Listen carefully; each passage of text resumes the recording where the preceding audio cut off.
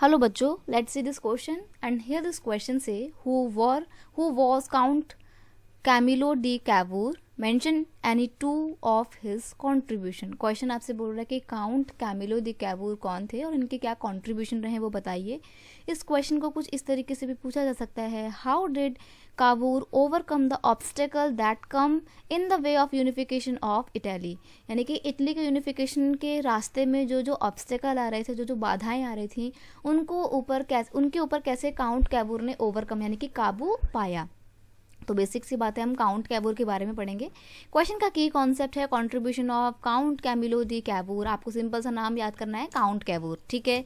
Count Cavour was the chief minister of kingdom of Piedmont and Sardinia. Piedmont और Sardinia का जो kingdom था उसके चीफ मिनिस्टर थे आपके काउंट कैवूर। इनका कंट्रीब्यूशन क्या था, तो देखिए, his main aim was to emancipate Italy from the Austria. इनका एक मेन उद्देश्य था कि ऑस्ट्रिया से इटली को इमेंसिपेट यानी कि अलग करवाना है, चंगुल से छुड़वाना है। नेक्स्ट है, he led the movement of Italian unification, यानी कि इटली के एकीकरण का, यूनिफिकेशन का जो एक आंदोलन था, जो मूवमेंट था, उसको इन्होंने लीड किया था through a tactful diplomatic alliance with France by the chief minister Cavour. Sardinia piedmont defeated the Austrian forces in 1859। अब देखो, ऑस्ट्रिया की जो सेना थी 1859 में काउंट कैवूर की सेना से उनका लड़ाई झगड़ा होता है, और लड़ाई झगड़े में कौन मदद करता है, फ्रांस मदद करता है। असल में काउंट कैवूर बहुत ही बुद्धिमान व्यक्ति थे, आप कह सकते हो, बहुत अच्छे डिप्लोमेटिक थे, अच्छे आइडियाज इनके अंदर आते थे। वॉर वगैरह को लेकर इन्होंने काफ़ी अच्छी टैक्टिक अपनाई थी। इन्होंने क्या करा था, चुपके से ही ना